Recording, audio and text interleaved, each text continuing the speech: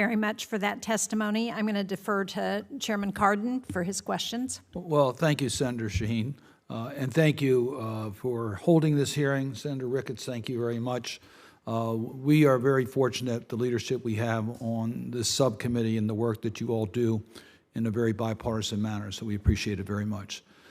Secretary O'Brien, welcome. Thank you for your service.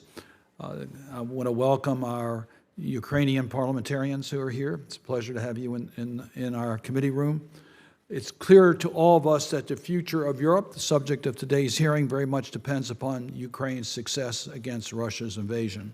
That's our top priority and will continue to be our top priority.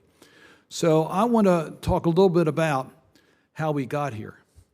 And it'll connect to your last point, Secretary O'Brien, dealing with places that want less reliance on Russia that are reaching out to us.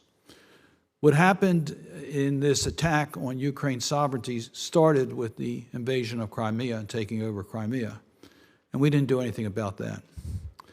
And before that, Russia invaded Georgia, and we didn't do much about that at all. Russia took over Moldova, Transnistria area. We didn't do much about that. So we have seen Russia's aggression, and we're drawing a line right now in Ukraine, as we should, because they're trying to really take over the entire country. But that's not the only place.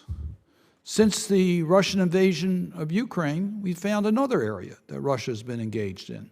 Maybe not directly, but certainly as an enabler, and that's Armenia. I was recently in Armenia, at the border of Nagorno-Karabakh. Now, I can't go to the border because in that area of Armenia that's on the border is now controlled by the Azerbaijanis. How did they get control of that area? Through Russia. Russia allowing them to take that control of territory. What has the international community done about that? Haven't seen very much at all. Haven't seen even a lot of comments about it. So as you talk about countries that are trying to get closer to the United States, Armenia is one of those countries. And yet they are now have a real security threat to their borders by being taken by force by Azerbaijan with the complicity of Russia. So tell me what we're doing in order to show our support for the principles that countries cannot change borders by force, and that countries that are reaching out to the United States or the West for a closer relationship, such as Armenia, are not going to be subject to retaliation by Russia without the support of the West. Thank you very much, Mr. Chairman. So Armenia is a subject we spend a great deal of time on. So with Secretary Blinken and President von der Leyen, we met with Prime Minister Pashinyan several months ago, established a new platform to help Armenia reduce its dependence on Russia. It's almost entirely dependent on Russia for its energy and its economy. We need to diversify that so that it's able— And for its border security. And I'll come to security in just a second. So making it possible for them to make the brave steps that Prime Minister Pashinyan is leading them on, which is a break with Russia. Now, as you point out, Russia had guaranteed Armenia's security after the 2020 war with Azerbaijan and for a long time before then. And it failed. It turned its back as Azerbaijan retook the territory around Nagorno-Karabakh. And that has led to a severe break where much of the population of Armenia wants to get further from Russia. So we're creating the conditions for that to happen. A significant deadline will come later this week when several thousand Russian troops, FSB troops, have been requested to leave. And those are really significant for a number of reasons, in part because they man the border at the international airport, and that's where some of the sanctions smuggling evasion takes place.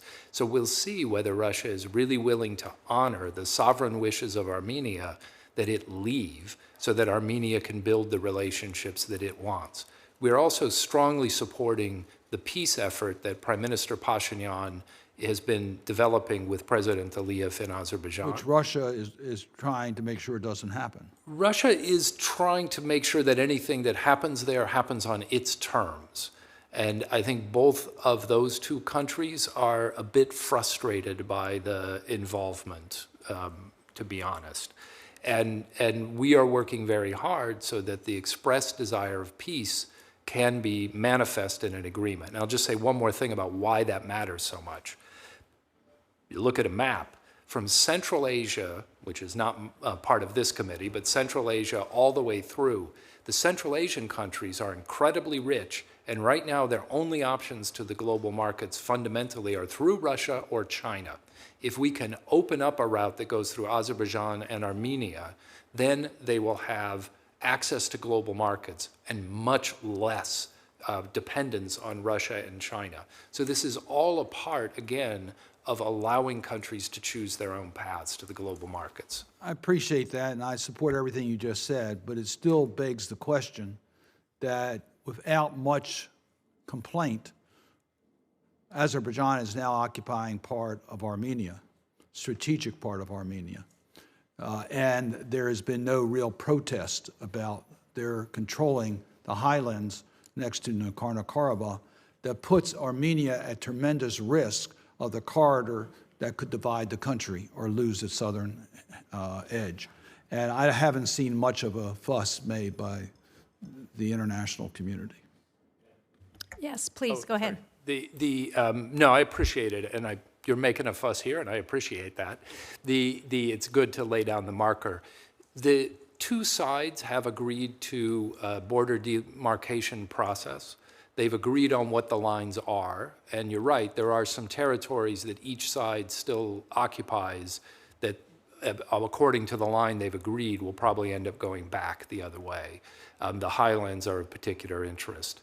But that's a process that the two sides are working on. We've been very clear that any adjustment in the border, that the border they've agreed is the one that they should end up with unless the two sides agree that they don't.